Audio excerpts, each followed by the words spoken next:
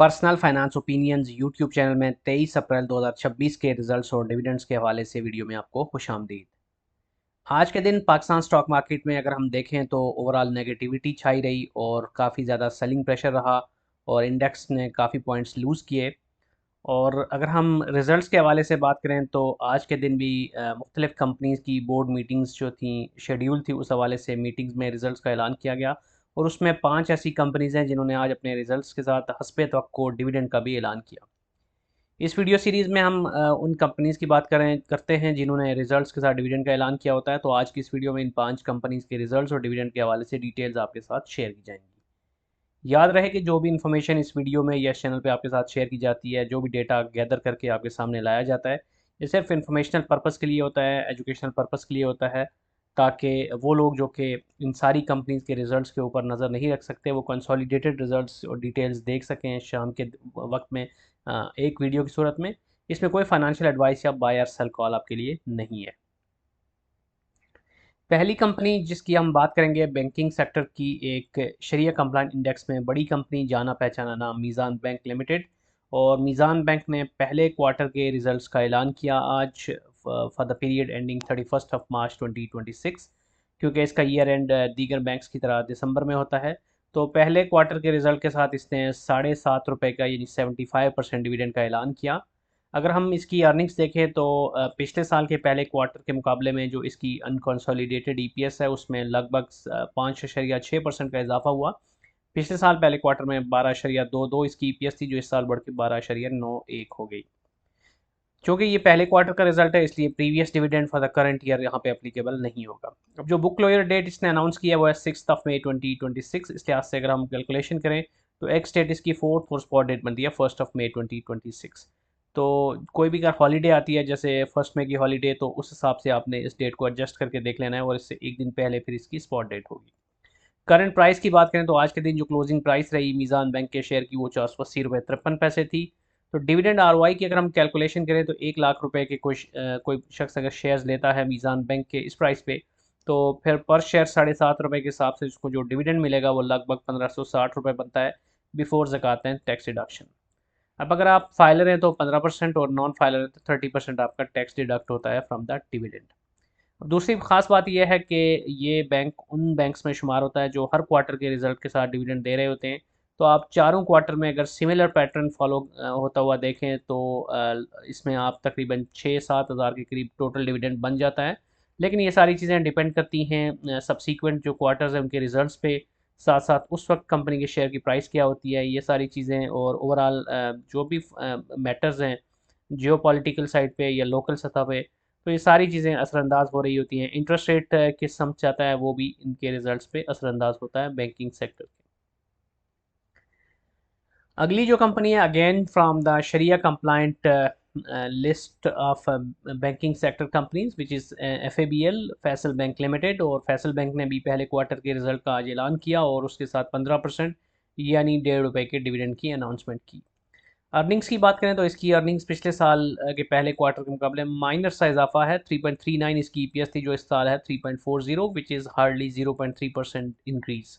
Still it's on positive side, क्योंकि interest rate की बात करें और दीगर जो फैक्टर्स हैं, इन्फ्लेशनरी फैक्टर्स और ओवरऑल इकोनॉमिक फैक्टर्स और जियो पॉलिटिकल सिचुएशन का असर तो खैर बैंकिंग सेक्टर पे पहले क्वार्टर के रिजल्ट पे आना बनता भी नहीं था। लेकिन ओवरऑल देखा जाए तो स्टिल अगर कोई भी बैंक पिछले साल के मुकाबले में अर्निंग्स में पॉजिटिव है तो this will be considered good, no matter के परसेंटेज टर्म में कितना ज़्यादा बेहतर हुआ है। बुक क्लोजर डेट की बात करें तो इसकी 7 मई और एक्स डेट इसकी 5, जबकि स्पॉट डेट बनती है 4 मई 2026।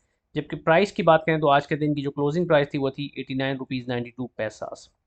अब अगर इस कंपनी के शेयर्स पे डिविडेंड आरओआई को हम कैलकुलेट करें तो 1 लाख रुपए के शेयर्स अगर कोई लेता है इस प्राइस के ऊपर, तो पर शेयर 1.5 रुपये के हिसाब से जो डिविडेंड बनता है वो तकरीबन ₹1670 बनता है बिफोर ज़कात and tax deduction. Faysal Bank भी पिछले कुछ अरसे से हर क्वार्टर में डिविडेंड देने की रवायत को बरकरार रखे हुए है। अगली जो कंपनी है इस लिस्ट में again from the banking sector, bank Alfalah limited. और शरिया कंप्लाइंस की बात करें तो ये शरिया कंप्लाइंट इंडेक्स का हिस्सा नहीं है एज ऑफ नाउ।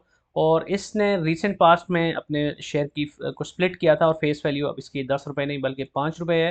तो उस लिहाज से 30% जो इसने डिविडेंड अनाउंस किया है वो बनता है ₹1.5।